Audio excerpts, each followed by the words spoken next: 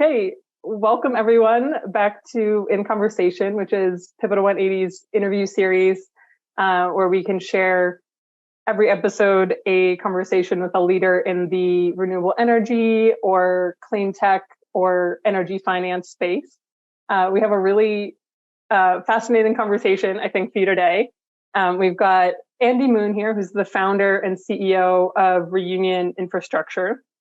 And we're going to be talking a little bit about tax equity markets, how they've changed recently, what opportunities that's presenting, both for developers in the market, potential new investors, and then also entrepreneurs who are looking to find new and interesting ways of adapting to the changes in the tax equity market.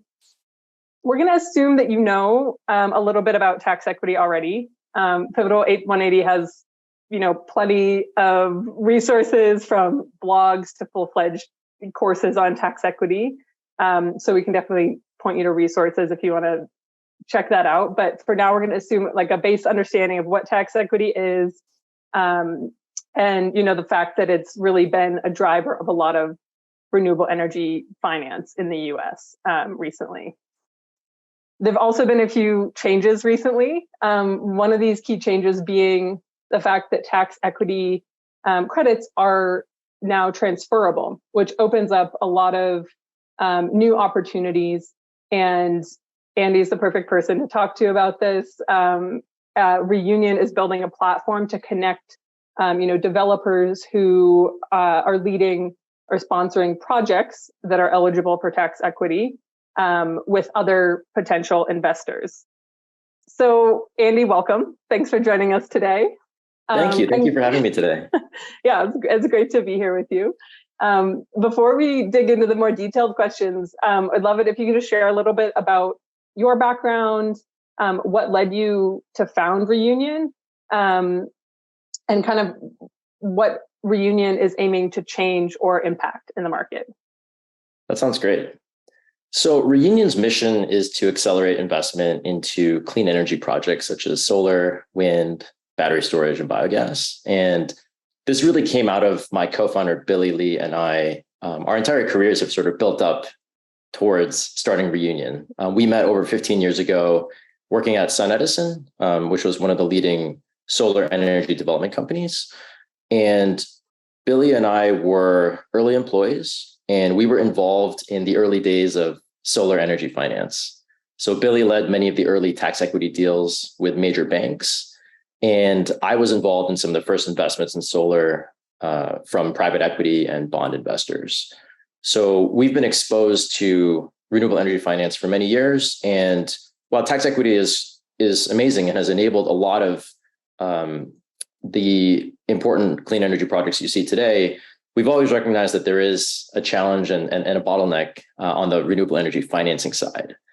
And there's a few reasons for that. One is that tax equity is complex and expensive to set up.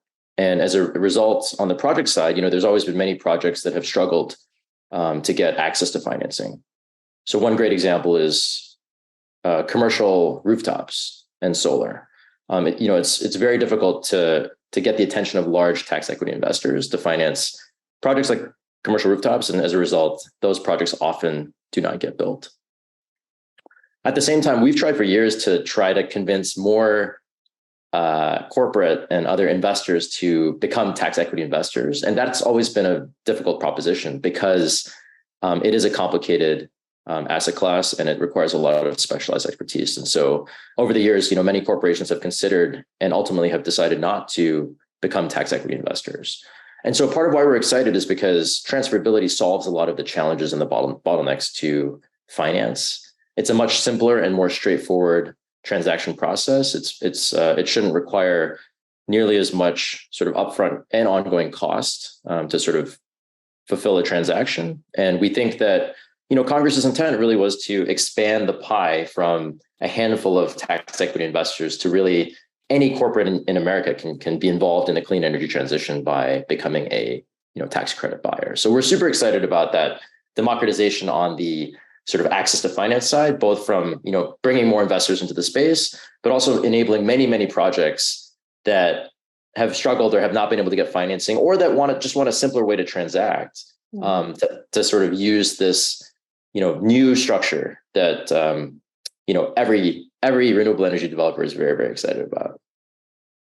Yeah, makes sense. I think there's a lot to be said just on the access side of this topic, that there are some areas where maybe there wasn't a regulatory barrier designed to prevent certain stakeholders or investors from taking part in tax equity, but in effect, that's what's happened over the years.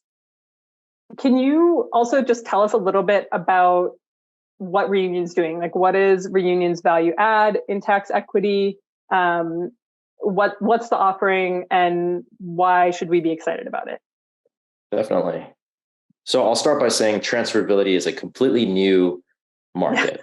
Yeah. So it only applies to projects that were placed into service, well, generally for ITCs. It applies to projects placed in service after January 1st, 2023. And the Department of Treasury just released the final guidance, or almost final guidance, on June 14th, 2023. So this is a very, very new program.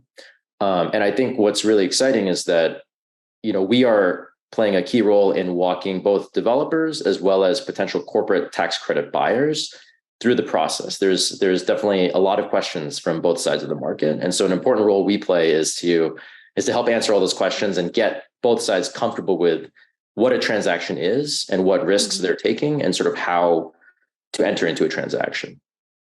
I think where we add value is, first of all, we have a very deep pool of both tax credit sellers as well as potential corporate buyers. On the tax credit seller side, we're actually launching our digital marketplace this week, and it has more than $1 billion worth of near-term tax credits looking to be sold from projects. And then on the tax credit buyer side, we work mainly with CFOs and Treasury tax teams, and to really educate and sort of inform them on how this transaction works. What we bring to the table is we provide a streamlined transaction process where, a buyer or a project developer can find, a buyer through our deep pool of buyers, and then have a standardized legal structure, standardized due diligence process, and many times insurance is also needed, and so we can help arrange the insurance as well. Great. And I guess along those lines, I'm thinking about, what are the key considerations that a buyer, or in this case, we might call them the transferee, would have when they're looking to purchase tax credits? Like, how would you, as Reunion Infrastructure, be aiding those parties? Sure. So one important distinction between tax equity and a tax credit transfer is that a tax equity investment, you have to enter into a partnership, and it's a true equity investment. So if the sun shines a little bit less or production is a little bit low, that impacts your financial return. With a tax credit transfer, you are just purchasing a tax credit, and you're not an equity investor in the project. And for that reason, the list of diligence items is narrower than it is for, a full tax equity investment. And, I think the main points that a buyer needs to consider are things like qualification of the tax credit. In other words, was the project actually constructed? Was it connected to the electrical grid? Does it qualify as energy property, and therefore is, eligible for a credit from the IRS? Was the basis properly calculated? Meaning, tax credits are typically calculated on a percentage of fair market value or cost. And so, was the sort of cost basis properly calculated and not fraudulently overinflated, sort of when calculating the tax credit amount? And, I think examples of how we would diligence those items are things like, we require a utility PTO letter that certifies that a project was actually built and connected to the utility. To validate cost basis, we would look for, a cost segregation analysis from a certified, third-party accounting firm. And the list goes on, but it's a discrete, manageable list. I think the other big piece is that, in the case of investment tax credits, there is a 5-year recapture window. Mm-hmm. Yeah. So if the IRS realizes that there was an overinflation in the basis, or a project was actually ineligible for the tax credit, then that's a risk that needs to be mitigated, mainly on the buyer side. And the way we mitigate that risk is through indemnities from the project developer, and also insurance and diversification. Mm-hmm. So there's a number of items that need to be diligenced. That need risk mitigation has to be done properly, and that's where we play a key role. Mm-hmm. And I'm also imagining that you've described some of the diligence that would be required or sought after by a buyer of a tax credit. I'm imagining that that's also a pretty clear benefit to project developers to have an upfront understanding of what's going to be required from them in the due diligence process. And so that goes both ways, actually, as a benefit. That's right. That's right. Yeah. Okay. Yeah. I mean, one of the key ways to bring down the cost of the transaction is to make the process very standardized and predictable. Mm-hmm. I think one of the challenges, many tax equity deals are very bespoke, and there's a lot of custom negotiation that has to happen between parties. And that's when, it becomes very expensive from a legal, tax opinion, accounting services, independent engineer. There's a lot of different items that need to be diligenced and also negotiated. And so our aim is to really minimize the amount of back and forth, which will save time for both parties, but also more important, it will save a lot of that transaction costs. Because mm-hmm. if you have $1.5 million of transaction costs, that's fine if it's a $200 million deal. But if you're doing a $10 million portfolio of rooftop solar projects, that will kill a deal. And so it's very important to us that the diligence process, the legal documentation, sort of all of those processes are very streamlined, predictable, and use technology to sort of make it efficient. Yeah, makes sense. The proportion of transaction costs to the total transaction is pretty key in a lot of contexts. Right. Andy, could you also maybe just share your perspective and insights on who you expect to benefit most from a platform like Reunions? Maybe there'll be lots of different types of developers and investors that use it, but is there a particular group or groups that you think are really going to benefit more than others due to the platform and due to these recent changes in tax equity? It's a great question. One thing that's very exciting about transferability is that this regulation was passed, and I think it was hard to predict who it would resonate with and who would be most excited by it. But I think a couple items I'd say. One is that I think at first there was sort of thinking that tax equity and transferability would be very adversarial and there'd be competition. Mm-hmm. That is absolutely not the case. And I'll say one reason why is because tax equity is about a $20 billion a year market. And I don't think most people don't assume that will grow too much, around $22 billion a year. Whereas many estimates are saying, by the end of 2024, there's going to be demand for upwards of $50 billion in credits just from PTC and ITCs alone. Mm-hmm.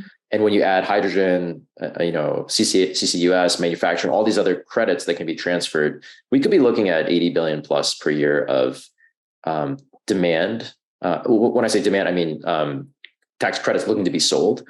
Mm-hmm. And so there's just a huge gap between what tax equity can provide and the amount of tax credit monetization that's needed. And for that reason, what we're hearing a lot of tax equity investors looking at combining tax equity with transferability. In other words, doing a tax equity deal, but then selling some of the credits in the deal. And so I think that's been an interesting development. On the developer side, we always anticipated, very small developers, newer developers that couldn't get the attention of, large tax equity to be excited by transferability. But I'll say we have many medium and large developers that are committed to transferability.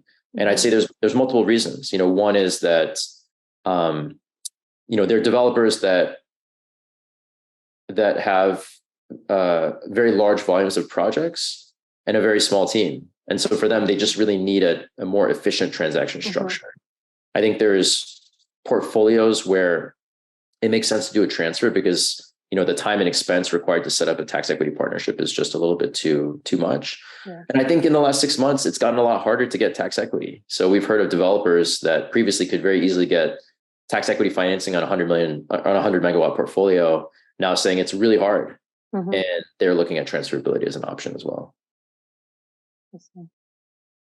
I guess as a last thought following on that idea, can you speak a little bit more about maybe the trade-offs between traditional tax equity and then also transfers of credits? And, maybe a halfway between that would be what you mentioned is selling part of the credits, or, we might call that tax equity light, for example. Do you think that that's also an opportunity to leverage Reunion's platform, or are you thinking it's really going to be more geared towards developers who want to sell all their credits? It's a great question. I think that we see all of the above happening. So there will be many developers that will want to do a straight, keep it really simple and do a straight transfer of credits. There will be others that really want to monetize depreciation, or that have existing tax equity relationships that may want to do a hybrid structure where they work with a tax equity partner that helps monetize depreciation, and then part of the credits get sold to a third party. And then there will be developers that do traditional tax equity as it's been. But I think, as I mentioned, the tax equity market at 20 billion just is way too small to service the number of developers and number of projects that need help monetizing credits. So I think that the way we see it is not that there's so much trade-offs, but more that there's just so much more demand that's needed. We really need to bring new investors into the fold. We need to bring, we have really great early adopters on the tax credit buyer side, very forward-thinking CFOs and corporations. But this has to become very mainstream, where it just becomes part of the tax planning process for, any Fortune 500 company. And we think that's going to be very meaningful, both for big companies to get involved in the energy transition, but also for them to make, a solid return on their capital. Right. Makes sense.